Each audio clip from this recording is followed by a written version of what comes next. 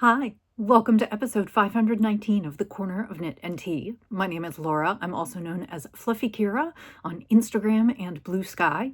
I blog over at thecornerofknitandtea.com, which is where this episode and every episode show notes will be. I have an Etsy shop called The Corner of Knit and Tea, where I sell my handspun yarns and knitting patterns. Hi, how are you? It is Monday, April 28th, and I am coming to you from just outside of Kansas City. I live on the Kansas side, but I am in the Kansas City metro area, which kind of goes over the border, Kansas into Missouri. The city sprung up on both sides of the Missouri River. So I hope that you are doing well. Welcome to the podcast. We have a somewhat typical podcast today. I have a small amount of knitting to show you. I only brought one project today, and then I have some spinning and some quilting. I have a finished spin and a finished small quilt, and then I am working on another spin in progress, and so it should be kind of a short one today. This weekend was kind of busy for us. We had the third of our spring run series that we do here. My husband is really the runner. I kind of just tag along.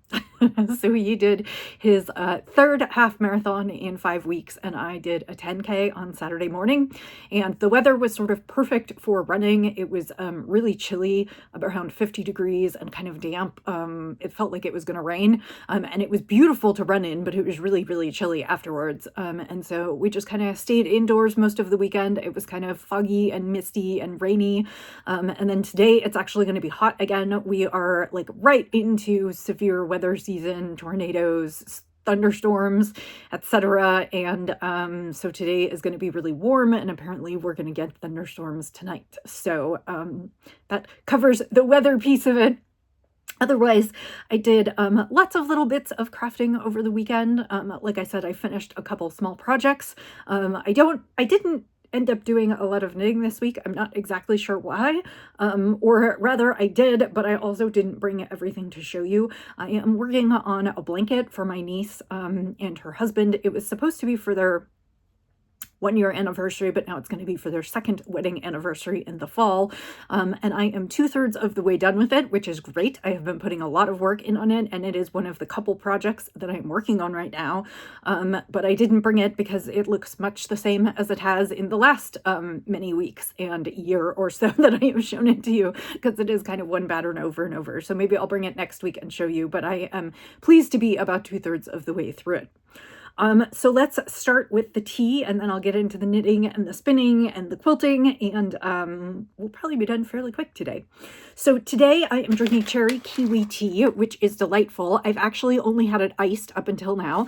I bought it at kind of a local, there is a coffee shop and an ice cream shop in a town near us, and then there is also this it's called a market. It's not really a grocery store market. It's not even really a craft market. It's like a little bit of everything. So it's like pottery and art and tea and chocolate and like a variety of things. And they had a really nice selection of tea. And my husband and I walked in one day last summer, and they were serving this particular tea iced. And so I'm actually having it hot today, but it is cherry kiwi tea, and it is completely a tisane. It's a fruit. It actually is not a tea.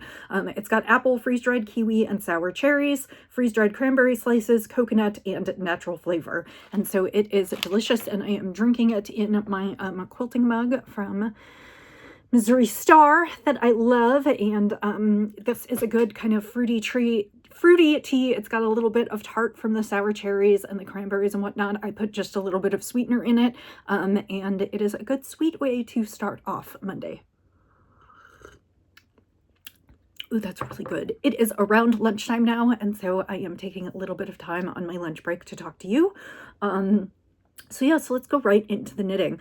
I wish I had more to show you on knitting, because I kept thinking that I was going to get to things last week, and somehow I just didn't. I don't know where the time went. I was working on a chicken, but I still don't know where the time went. Anyway, I am working on a pullover for my nephew for his 9th birthday, which is going to be in the fall. And it was very sweet. I talked about this several weeks ago. I asked the children they're old enough now that I asked them for some input on their sweaters, namely whether they wanted cardigans or pullovers. and what colors they wanted. And he was really sweet. A couple years ago, I made him a, it was just a plain blue pullover. I'm pretty sure I knit Flax by Tin Can Knits. And then I duplicate stitched some Super Mario characters on there. He was really into Luigi. And then I did some of the like plants and the pipes and stuff from Super Mario Brothers.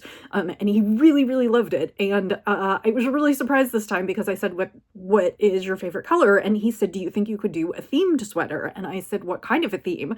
And he was like baby video games or something, something like the Mario sweater. And I was like, yeah, I could. And he said, well, and he gave me a few things. The first thing that he gave me was Kirby, and Kirby is this big, like, kind of dot splotch who eats everything and grows bigger. And there isn't a lot that I found in the way of like charted designs or things to do for Kirby. But then the other thing that he was talking about was Minecraft. And I looked and I found the perfect Minecraft sweater. I actually sent the picture to my sister and asked if she thought that would be okay. And she said yes. And so I am knitting it in the same style of the pattern. So the pattern is available on Ravelry. It is done by, I believe, a Norwegian knitter. And so there is a version in English, but it's kind of a sparse pattern. I was going to say, she does have things written out, like it is a, so it's a top-down colorwork sweater yoke in the round.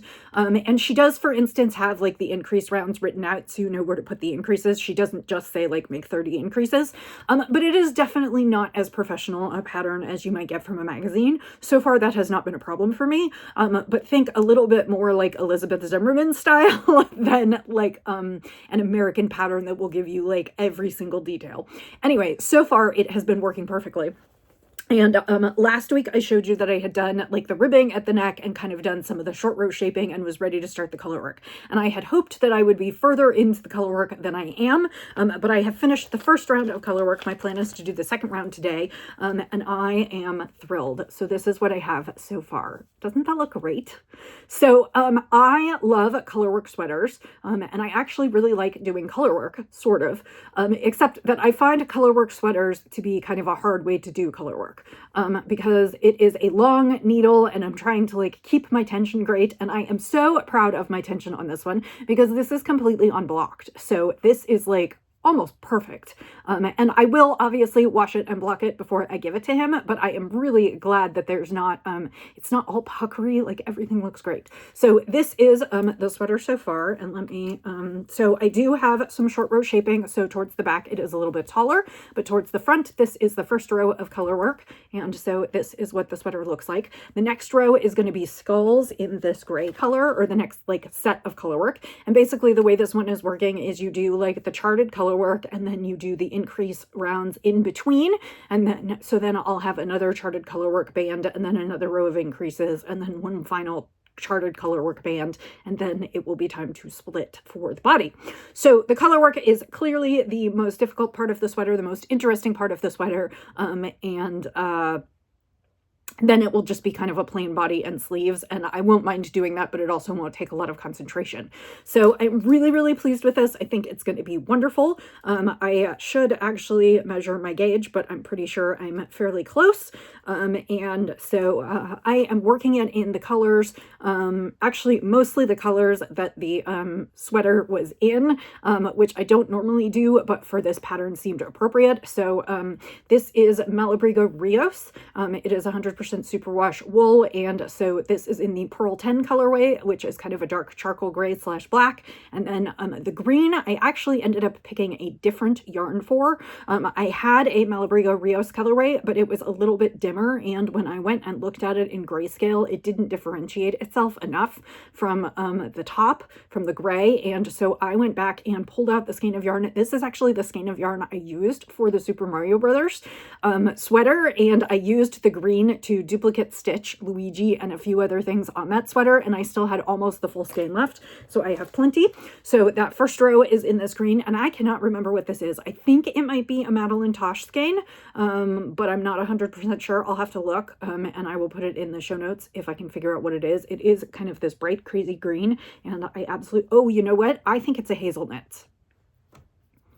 I think I bought a hazelnuts for this one because I was looking for kind of a bright video game green, and this is not exactly it, but it is close enough that I thought it would be kind of fun. Anyway, so then I have the gray, which is just pearl, and so I will do the round of skeletons in between, and then I'll go back and do, there's another round of creepers and the Minecraft logo, and then we'll, yeah. And the joke is that my knitting group has been calling this the Minesweeper sweater because I did not play Minecraft, because that's been like a last 10 years thing. And I played Minesweeper, which is a entirely different game. But I used to play that on the computer, and I keep referring to this as my Minesweeper sweater, or I keep referring to it as Minesweeper instead of Minecraft. And so we've called it the Minesweeper sweater, but it's actually Minecraft. And my nephew will know it as Minecraft, and I am really excited about this. So it's really cute. I am knitting the size 10-12 in the sweater because I want him to be able to grow into 10-12? No, I'm knitting 8-10, I think. 8-10. Because I want him to have this sweater for a couple years. So that is my hope. And my plan is to actually just knit the body and the sleeves maybe about an inch longer than the pattern calls for, and then he can just cuff up the sleeves if he needs to. I haven't decided if I'm going to put the motif anywhere else. The motifs are only in the yoke as written in the pattern, but I haven't decided if I'm going to go ahead and add some to the bottom of the sweater or like a motif to the sleeves or exactly what. I can't decide yet, but we will see. So that is what I'm doing there. And that is the only knitting content for this week. I will be working on this sweater and the blanket probably for the next few weeks and really try and crank on that. I am excited to knit some summer tops and tees for myself. And so as soon as I finish some of those, as soon as I finish the blanket and Miles' sweater, I will be starting on some of those things for myself. And I'm excited to pick some projects for summer. So, yeah, I'm starting to feel the siren call of warmer weather and tops and tees and lacy things and get back into my linen. So we'll see about that. So next up on my list is spinning, and I actually have a finished spin. So for the last couple weeks, I have been working on spinning 2 separate fibers together into a combo spin. And one of them was some tarhi from my friend Christine at Treasure Goddess, and it was in kind of a dark foresty green with bits of olive green and a slightly lighter green. It was definitely a tonal, and that was called Landlubber. And then I matched it with, and that was a 4-ounce braid, and I spun all 4 ounces of it, but then I matched it with 3 ounces of 100% Tussa silk, which was dyed by Blackwater Treasures, I believe, and she is a local dyer. And only sells at local festivals. And I took the silk and spun it up as 1 ply, and I took the tarhi and spun it up as a different ply, and I plied them together, and I got this beautiful skein. So this is a 2-ply. It is probably around 500 yards, maybe a little bit more. I haven't counted. And you can see that there was some variation. Well, technically there was variation in both of them. They were both dyed in a variety of greens. The silk was lighter. It was definitely more acid green, and then also white. There were lots of white parts, and then you can see that the braid was kind of all shades of, like, a variety of shades of green. And so this has created a really beautiful tonal skein. My guess is it's going to be about a sport weight. I would have loved for it to be a fingering weight, but my guess is it will be a sport weight because the tarhi will puff up just a little bit, and it will be a really, really lovely skein. This is not washed. I literally finished plying it last night at midnight, and so now I need to wash it and thwack it and get it to its final beauty shots, and then this will go up in the shop. But this is approximately 6 ounces, maybe a little bit more, of, like I said, a 2-ply, and 1 ply is 100% silk and 1 ply is tarhi, and it is just really soft, and I think it will be really lovely and drapey. And I actually do really like the barber pulling. I think it would be beautiful in a shawl because it's just going to have some subtle variation because it was a tonal. So it was really fun. The silk was easier to spin than I thought, and I'm really, really pleased with how it came out. So that is what I am. That is what I have finished, and I'm very excited about that. And then I haven't done it yet, but I will probably just ply the rest of the green on itself and just do a 2-ply or a chain ply with the last ounce, and it'll just be a small skein. So that is that one, which means I have turned my attention to spinning for my chicken, and I actually have about 2 ounces already spun in singles, and then I have a bunch more to spin, and this is my enchilada night fiber, which is from Hello Yarn. It is on Corriedale, and this is for my chicken with the City Girl Farm, and my plan is to spin this and 2-ply it. Previously, I've been using singles, but I think for the last set, I want to 2-ply it, so I have about 8 to 10 ounces left, and I am gonna set that up and 2-ply it, and then I will ply it on my I will spin the singles for it, and then I will ply it up on my mini spinner, which is how I plied up this skein. And so I am working on that, and hopefully we'll get through. I would like to finish the first bobbin this week, and I have about 1.5 ounces more to go to finish. I think this is, well, this is a little over an ounce. Sorry, I have almost 2 ounces to go. So my hope is that I'll finish the other 2 ounces this week, and then I can finish the other 4 or 5 ounces the following week, and then ply them together, and then I'll get back into spinning something for the shop. So, and actually I still have 2 other skeins that I haven't put up in the shop yet. So I'm thinking I'll wash and thwack this one and get it dry, and then I will put all of them up together. So that is the spinning that's going on, which actually brings me to another thing. We are at the beginning of May, and I wanted to talk about this because I know it is coming and my plans may be a little different this summer. So every summer I host a team for Tour de Fleece, which is Tour de France, which is the big bike race in Europe. If you've been watching for a while, you know all about this. Tour de Fleece is the spinning event that accompanies the Tour de France, and the goal is to spin a little something every day to challenge yourself on challenge days, take rests on rest days, and spin as much as you want. And it is one of my favorite parts of the summer. I love sitting and spinning for the whole summer. Last year, I overdid it a little bit after my wrist injury, and so I had to sit out most of Tour de Fleece, but I did host a team, and it was super fun, and I watched the bike race, and I was a little bit sorry not to get to participate. This year, I am actually going to be traveling twice during the tour. I'm going to be gone for the entire first week of the tour, and then I'm going to be gone for most of the last week of the tour, which was not great planning on my part, and not entirely my fault because I am going on 2 trips that the dates were actually picked more or less without my input. So I am kind of stuck in a conundrum wondering what to do this year because I will not be here to moderate the threads, which the threads don't need any moderation, but I will not be here to like chat along, cheer people on, award prizes. I will not be spinning myself much because I won't be home. To be honest, I've actually debated not even buying the pass to watch the tour this summer because I literally will only be home for about a week of the tour. And I just don't know that I'm going to jump in for those couple days. But I wanted to turn it over to you and ask if any of you are planning to spin this summer and would like the team to go on. I can't make a ton of promises about it. What I can say is that I could award prizes at the end. So normally the way it goes is that everybody spins, everybody chats along, and I award prizes throughout the entire tour. I kind of pick a weekly participation prize, and then I do a big prize at the end for those who have spun. Because I will not be here for most of it, I will not be able to award prizes as we go through. The one thing I could do is that if folks actually still want to spin on a team, I could open up the threads, I could get them ready for y'all, and then I could award prizes when I'm home, which actually will be a little bit after the tour because I don't remember the exact tour dates this year. Usually it starts at the very end of June and runs through around the 20th of July. And I can tell you I will be traveling through July 7th, and then I will be traveling again from the 19th through the 26th. So we could do it. Although I would be kind of late and not very present in it. So what I will say is leave a comment. Let me know if you would like to participate. Otherwise, my thought is maybe skipping it this year or sort of doing it in spirit, but not doing it as I usually do it.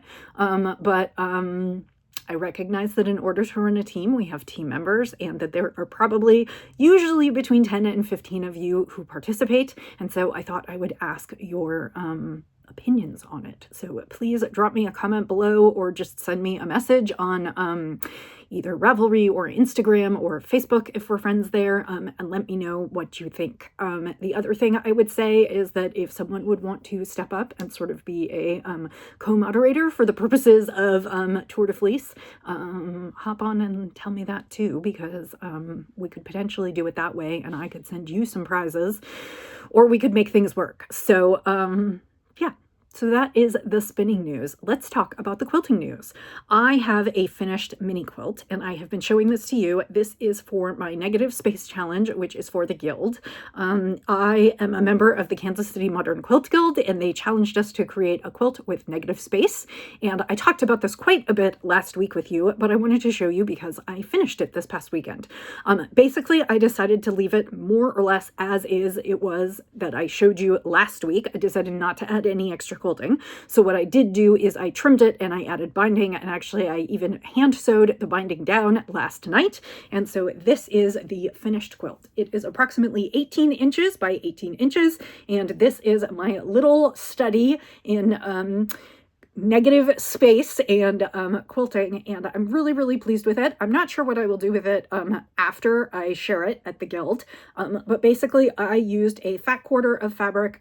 This was from Free Spirit Fabrics. I don't remember exactly which designer it is, but it was a fat quarter from Free Spirit Fabrics, and then the white was just Kona cotton 10 squares. So it was a couple 10-inch layer cake squares from Kona Cotton, and then the black is Kona Cotton Black, and I just did that as the binding because I wanted it to almost look like it was in a picture frame. So that is what I did, and I'm really pleased with it. Like I said, it's not as inventive or as arty as it could be for the challenge, but I am pleased with the execution of it, and I feel like I am it's a nice spot to check in and see where my quilting skills are after 1.5 to 2 years of playing around with quilting, and I'm happy with it, so I am proud to show it off at the Quilt Guild meeting, which will not be until May 8th, so I have a little bit longer, but I finished it this weekend. I am going to be moving on to another charity quilt.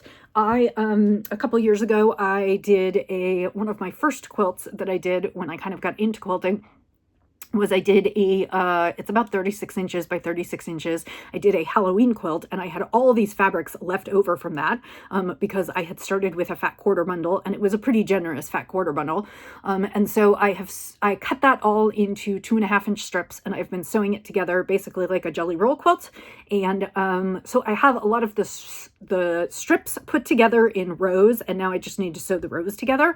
And so I think that's going to be next weekend's project. So I will bring that and show you after I have done that. And then I'm going to quilt that. I have some really fun ideas on how to quilt that. I think I want to do like a big spider web.